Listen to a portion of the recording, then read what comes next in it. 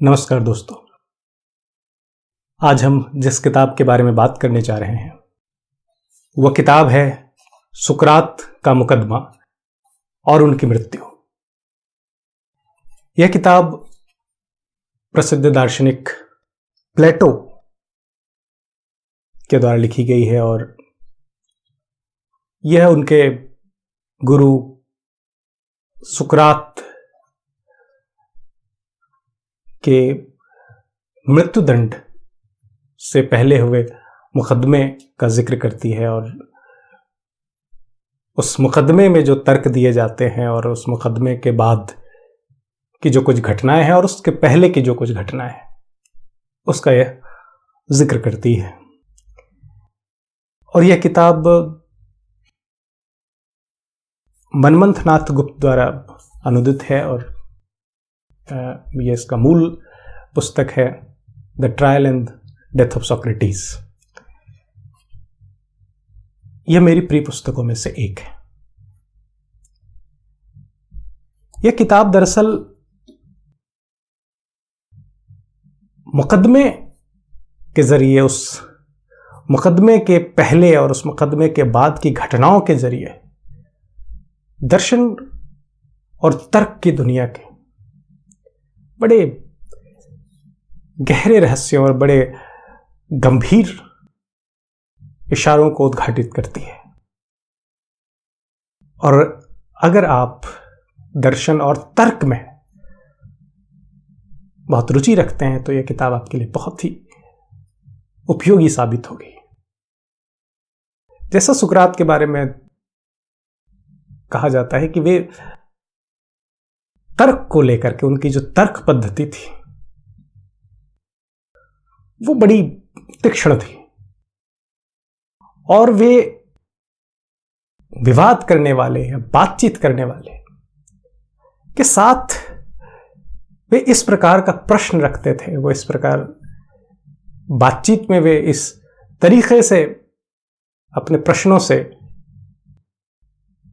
प्रतिद्वंदी को या सामने वाले को फांसते थे या उलझाते थे कि वे सामने वाले के मुंह से ही, सामने वाले के द्वारा ही अपनी बात को या अपने तर्क को, अपने विचार को मनवा लेते या उन्हें सिद्ध कर लेते थे। खैर, यह किताब 4 हिस्सों में बटी हुई है। पहला हिस्सा मुकदमे के पहले का है और मुकदमे के पहले वो चूंकि एथेंस में उस समय एक तरीके से वो लोकतंत्रात्मक राज्य था, वो लोकतंत्र था और वहां पर जनता खुद ही फैसले सुनाती थी और वो मुकदमे में वो सीधे बैठती थी। लेकिन एथेंस के बारे में यह भी कहा जाता है कि वो उस समय की बात है जब दासों की संख्या स्वतंत्र लोगों की संख्या से कहीं अधिक थी और दास लोग मुकदमे में नहीं शामिल होते थे। खैर, तो पहला हिस्सा मुकदमे के पहले का है कि जब अदालत लगी हुई है और एथेंस के नागरिक वहां बैठे हुए हैं, न्यायाधीश बैठे हुए हैं और मुकदमा शुरू होता है। लेकिन मुकदमा शुरू होने से पहले एक और व्यक्ति है, यूथाइफ्रन, वह अपना मुकदमा लेकर आया है और वह मुकदमा वह अपने पिता के खिलाफ लेकर आया है। और उसकी बैकग्राउंड बड़ी रोचक है। दरअसल उस यूथाइफ्रन के पिता वे किसी की हत्या कर देते हैं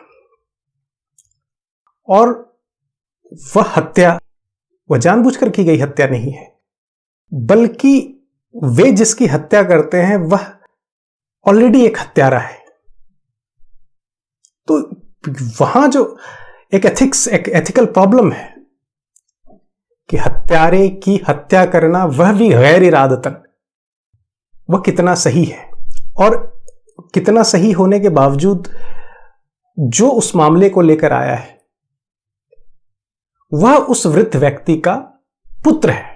वह सिर्फ इसलिए आया है कि वह नैतिक मामले में उसे लगता है कि नैतिक रूप से उसे अपने पिता के खिलाफ मुकदमा करना चाहिए क्योंकि उन्होंने वो गलत काम किया है। तो यूथाइफ्रन और सुकरात के बीच एक विवाद होता है, एक बातचीत होती है, और इस बातचीत में बड़ी रोचक बातचीत है। आप पढ़ेंगे तो आपको तार्किक रूप से बड़ा आनंद आएगा। बड़ी रोचक बातचीत है। इसी बातचीत के क्रम में सुकरात यूथाइफ्रन से न्याय क्या है, न्याय की पवित्रता क्या है, धर्म क्या है, और पवित्रता या न्याय ऑब्जेक्टिव रूप में या फिर वस्तुनिष्ठ रूप में क्या है। क्या न्याय वह है जिसे देवता पसंद करते हैं, या जिसे देवता पसंद करते हैं वह न्याय है। तो एक काफी तार्किक रूप से वो घुमावदार बातचीत है, और अंत में यूथाइफ्रन वह समझ जाता है कि वो इस बात का सिरा बड़ा गोल है, वह जहां से बातचीत शुरू हो रही है वो आखिर में वहीं जाकर अंत होता है। तो वो एक बातचीत है, बड़ी रोचक सी बातचीत है। इसके बाद इस किताब का मूल थीम शुरू होता है, जहां पर सुकरात मुकदमे में हाजिर होते हैं, और वह मुकदमा एथेंस के ही व्यक्ति मेलिटस द्वारा सुकरात के खिलाफ किया जाता है। और मुकदमे का मूल अभियोग यह है कि यह जो सुकरात नाम का, यह सोक्रेटिस नाम का जो व्यक्ति है, यह पुराने मूल्यों को चुनौती देता है। वे जो मूल्य समाज में पहले से बने हैं और प्रचलित हैं, यह उनको चुनौती देता है, और उसके माध्यम से यह नवयुवकों को या नौजवानों को भ्रष्ट करता है।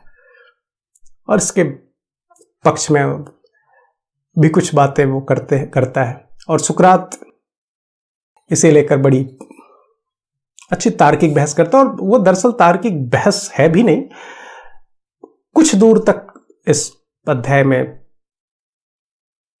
मेलिटस और सुकरात के बीच एक छोटी सी बहस है। बाकी सुकरात के मोनोलॉग्स हैं, जहां पे सुकरात बड़ी गहरी गहरी दार्शनिक बातें करते हैं। और शुरुआत ही वह सुकरात जब अपने मुकदमे में हाजिर होते हैं, तो शुरुआत में ही जो सुकरात बात कहते हुए बड़ी रोचक मुझे लगी कि यह आपसे साझा की जानी चाहिए। तो वह कहते हैं कि एथेंस वासियों, मैं यह नहीं बता सकता कि आप पर मेरे अभियोगकारियों ने क्या प्रभाव उत्पन्न किया है। जहां तक मेरा संबंध है, मैं यह करीब करीब भूल गया हूं कि मैं कौन हूं, क्योंकि उन लोगों ने जो बातचीत की है उसमें सत्य का आभास है। फिर भी उन्होंने शायद ही एक भी सच्ची बात कही हो। उन्होंने जो बहुत सी झूठी बातें कही, उनमें से एक बात पर मुझे सबसे अधिक आश्चर्य हुआ, वह यह कि मैं बहुत चतुर वक्ता हूं और आपको मुझसे सावधान रहना चाहिए कि कहीं मैं आपको गुमराह न कर दूं। मैं सोचता हूं कि इस प्रकार से उन्होंने जो बात कही वह अत्यंत निर्लज्जता का द्योतक है, क्योंकि ज्यों ही मैं अपना मुंह खोलूंगा त्यों ही उन्होंने जो झूठ मेरे विरुद्ध कहा है कि मैं चतुर वक्ता हूं, उस कथन की कली खुल जाएगी और यह प्रमाणित हो जाएगा कि किसी भी दृष्टि से मैं एक अच्छा वक्ता नहीं हूं। हां, यदि चतुर वक्ता से यह मतलब है कि मैं सत्य भाषण करता हूं, तो यह और बात है। यदि उनका अर्थ यह है तो मैं उनसे सहमत हूं कि मैं उनसे कहीं बड़ा वक्ता हूं। मैं फिर से कहता हूं कि मेरे विरुद्ध अभियोग लगाने वालों ने करीब करीब या नहीं के बराबर ही सत्य कहा है, पर मैं आपके सामने संपूर्ण सत्य बता दूंगा। खैर, इसके बाद सुकरात और मेलिटस के बीच एक संवाद है, और पहले सुकरात एथेंस वासियों से अपना संवाद रखते हैं, अपना पक्ष रखते हैं। फिर मेलिटस के साथ थोड़े बहुत संवाद हैं। फिर सुकरात के मोनोलॉग्स हैं। सुकरात का एक तरफा संवाद है, जिसमें वो मुकदमे चलाने के बारे में और अपनी स्थिति के बारे में और ज्ञान दर्शन की तमाम बातें करते हैं। और अंत में सुकरात उस एथेंस की अदालत में जनता की अदालत या नागरिक अदालत में दोषी साबित कर दिए जाते हैं। और आश्चर्य की बात है कि वह जो मुकदमा है उसमें वे 281 बनाम 220 मतों से दोषी पाए जाते हैं। यानी सुकरात कहते भी हैं कि अगर केवल 30 व्यक्ति और सुकरात के पक्ष में हो तो वे दोषी साबित नहीं होते। तो ऐसा नहीं था कि एथेंस में सारे लोग सुकरात को दोषी मान रहे थे। खैर, तो वे दोषी पाए जाते हैं और उन्हें मृत्युदंड सुनाया जाता है। अगला जो अध्याय है इस किताब का वो सुकरात और क्रीटो के बीच का संवाद है। क्रीटो सुकरात का शिष्य है और क्रीटो सुकरात की जेल में आता है और उसे बचाने के पक्ष में तर्क देता है, उसे जेल से भागने के लिए तरकीबें सुझाता है और कई सारे बातें कहता है, कई सारे भावनात्मक बातें भी कहता है कि अगर आप मृत्युदंड चुनते हैं नहीं कहा जाए, अगर आप जेल से नहीं भागते हैं और आपको मृत्युदंड दे दिया जाता है तो फिर आपके शिष्यों का क्या होगा, आपके बच्चों का क्या होगा, और फिर आप वही स्वीकार रहे हैं जो कि वे चाह रहे हैं। इससे अच्छा है कि आप किसी तरह से आप बच निकलें, वगैरह वगैरह बातें। और सुकरात उसके विपक्ष में जो तर्क देते हैं और कई सारे अच्छी अच्छी बातें हैं, जैसे कि आत्महत्या के विपक्ष में तर्क, या फिर धर्म के पक्ष में, या फिर नागरिकों ने जो उन्हें सजा सुनाई है उस सजा के सम्मान के पक्ष में तर्क, और भागने के विपक्ष में तर्क। वो कई सारी बातें। अंततः निष्कर्षतः यह होता है कि स्वाभाविक सी बात है, सुकरात इतना गहरा व्यक्ति, महान दार्शनिक, वह भागने जैसी क्षुद्र बात स्वीकार कैसे सकता था। खैर, यह अध्याय पुनः उसी बात पे खत्म होता है कि अब सुकरात भागने जैसी बात से इनकार कर देते हैं। और वह एक जो अंतिम अध्याय है वह फीडो है। क्रीटो, आप क्षमा करेंगे, क्रीटो दरअसल सुकरात के मित्र हैं। अब जिस अध्याय की बात कर रहे हैं उसमें फीडो एचेक्राटिस, सुकरात, सिबिस, सिम्यास, ओपोलोडारस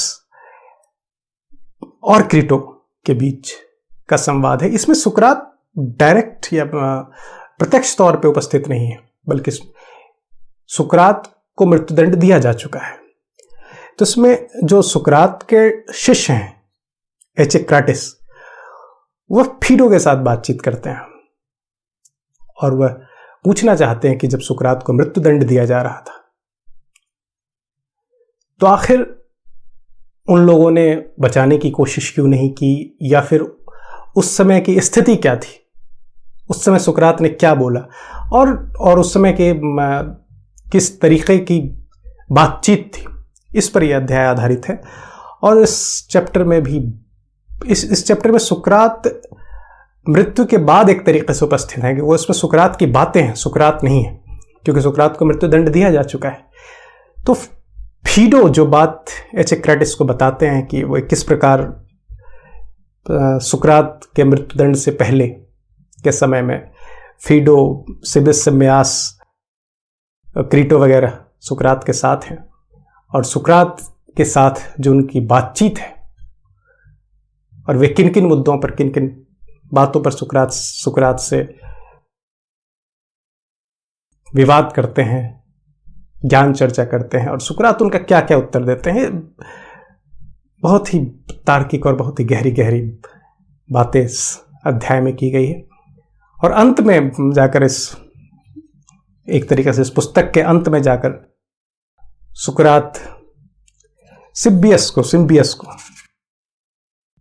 वे इस दुनिया की उत्पत्ति के बारे में बताते हैं, जो कि निश्चित सुकरात जैसे दार्शनिक को अगर आज के दृष्टिकोण से देखें तो एक बहुत महान बात नहीं कही जा सकती है। वो एक बड़ी काल्पनिक सी बातें हैं कि पृथ्वी कैसे उत्पन्न हुआ, और वो एक कुछ बताते हैं कि हम पृथ्वी के खोखले में रहते हैं, और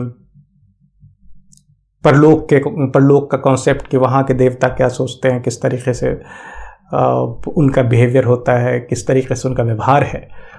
तो लेकिन सुकरात के समय के दार्शनिक के लिए ऐसी बातें बड़ी स्वाभाविक थीं, क्योंकि उस समय ना तो विज्ञान का उतना विकास हुआ था कि भी ये कह सकते कि पृथ्वी का विकास कैसे हुआ, मानव का विकास कैसे हुआ, जैसी बातों पर कुछ गंभीर या कुछ ठोस बता पाते। और धर्म का प्रभुत्व ज्यादा था, धर्म का महत्व ज्यादा था, इसलिए वे लोक परलोक, देवता, ईश्वर आदि बातों पर ज्यादा केंद्रित रहते हैं।